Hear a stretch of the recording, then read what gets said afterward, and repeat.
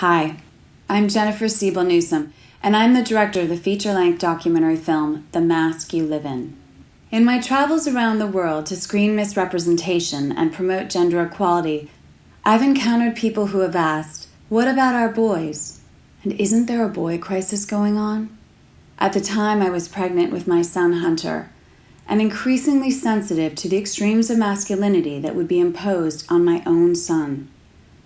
I wondered, what kind of a boy will Hunter be? And who will he become as an adult man? A sensitive, caring, and compassionate human being?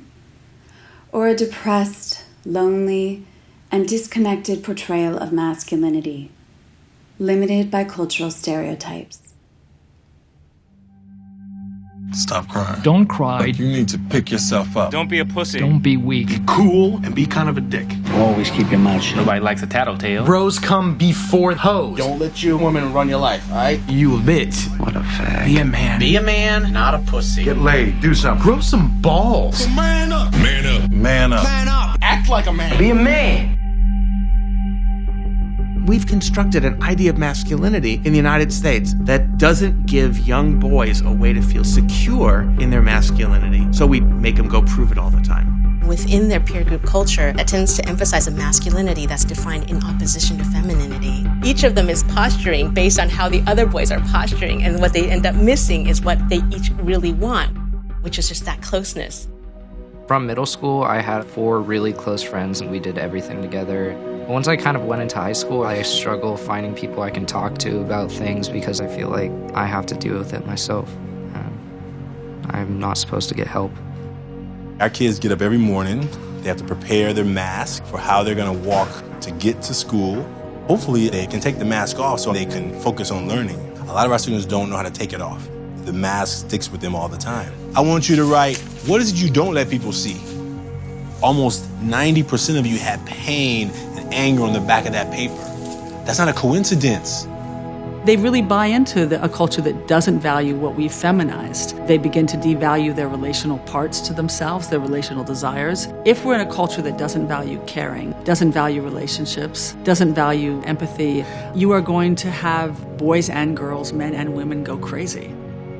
Whether it's homicidal violence or suicidal violence, people resort to such desperate behavior only when they are feeling shamed and humiliated or feel that they would be if they didn't prove that they were real men. Why is that masculine? Why am I ostracized? Because I don't want to fight. Because I don't see the point in having rampant unprotected sex with uncountable women and then boasting about it over booze and smoking a joint.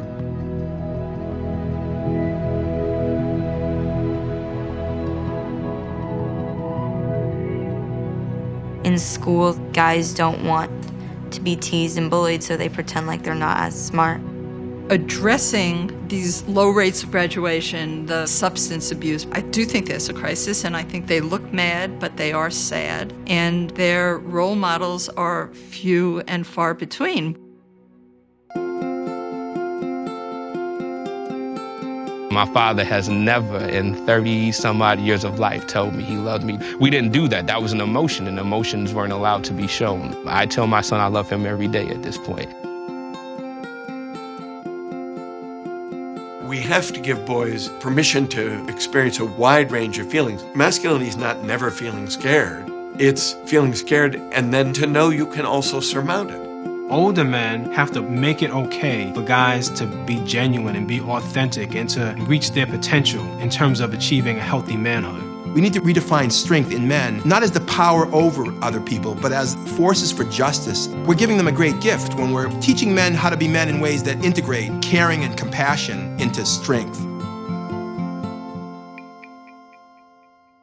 This is more than a film. This is a movement. We're never going to solve gender equality issues if we don't take the time to investigate and ultimately comprehend the impact of culture on our boys and men. So join us. Together, we can make a difference.